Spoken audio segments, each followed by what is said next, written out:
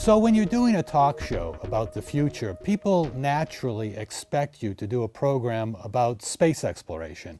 And in fact, we did a program on space exploration with Chris Impey, who is this very prominent astronomer at the University of Arizona.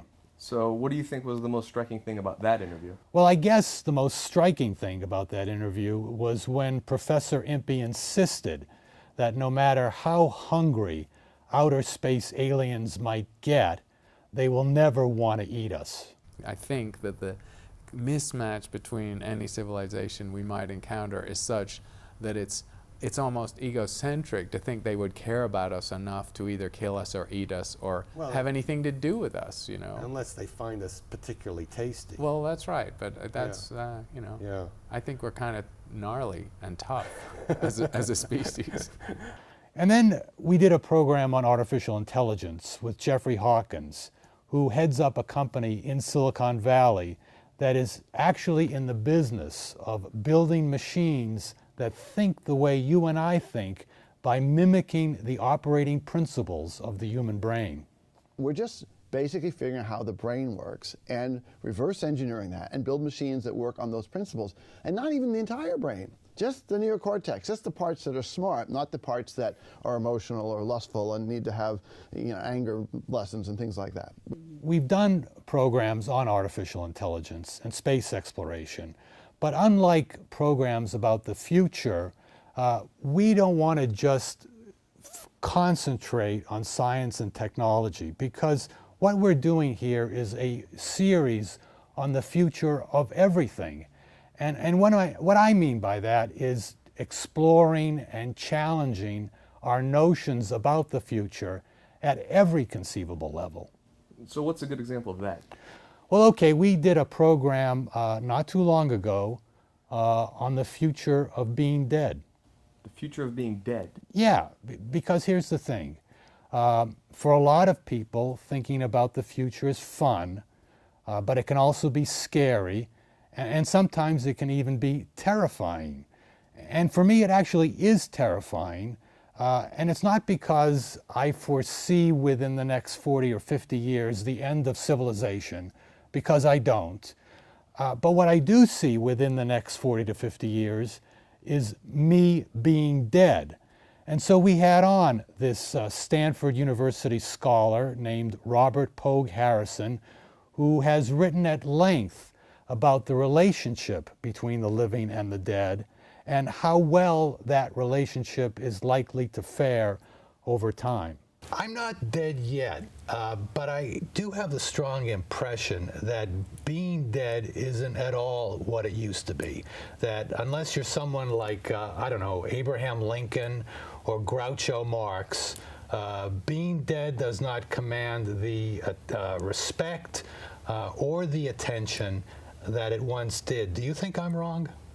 When it comes to our public world, I think you're absolutely right. The authority, power, and charisma of the dead has been greatly diminished in our time. So why am I getting the feeling at this point that so much of what you're doing here is trying to work through your own emotional problems?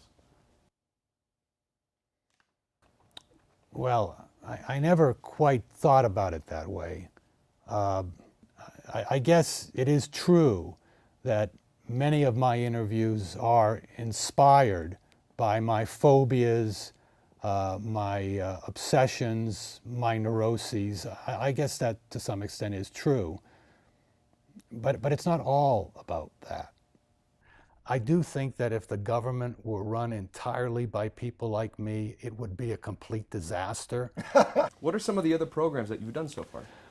Well, we did one within the last year on the future of Judaism with David Wolpe, who has been repeatedly singled out by Newsweek magazine as one of this country's most influential rabbis. How did that go? Well, you know, David's a great guy, and I thought it was a great interview, but I have to say that interviewing him was a bit stressful for me. And why was that? Well, because I am such a bad Jew. I don't think there are all these people who say, you know what, I would be Jewish if only you take the circumcision thing away. We also did one on the future of Catholicism with Thomas Rees, who, in addition to being a Jesuit priest, is also a very prominent church journalist and historian. But is selfishness by definition sinful? I think I'd be pretty close to saying, yeah. I think, you know, because I think What if I it's do all about- compassionate things in part because I want to think of myself as a good person? Isn't that selfish? doing the right thing for the wrong reason. Is it the wrong reason? You know, this is why we pray. How would you describe your interview style? I would say I bring to these interviews a certain degree of irreverence, a certain degree of incredulousness. I also do an awful lot of preparation for these interviews because for me, it's a given that each and every one of my guests is a lot smarter than I am. But by doing the homework, I am able to ask questions that force these very intelligent people off of their well-rehearsed, polished responses, and so that they're actually thinking in real time. And that, I think, is when it can get really interesting. I noticed that in your interviews, no matter what the topic, you always manage to talk about sex. Why is that? Well, you know, in my defense, we did a program just before the presidential election on the future of the Republican Party. And you can watch the tape. Not once during that entire interview did I ask a sex-related question. Democrats have, I think, actually an uneasier coalition. A more uneasy coalition than the Republicans. Absolutely. Uh-huh. And what's their coalition? Corporate, Wall Street, and poor people. But it is true that sex for me is an important topic. I don't apologize for that.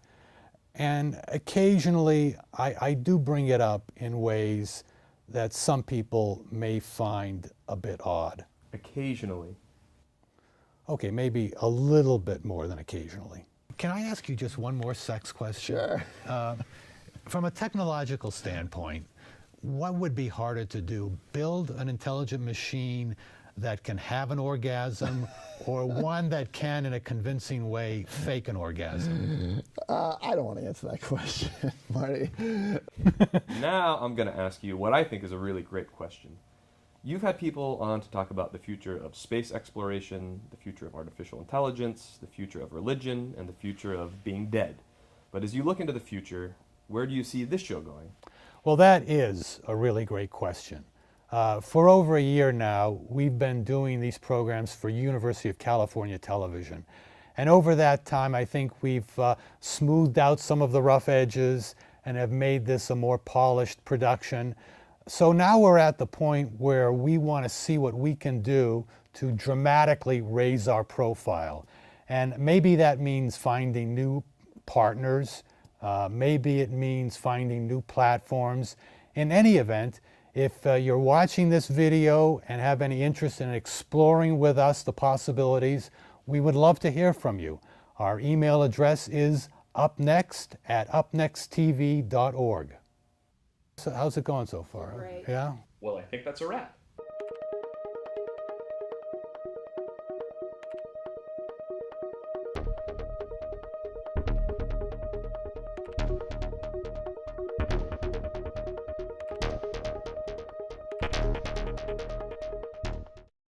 I don't want to answer that question.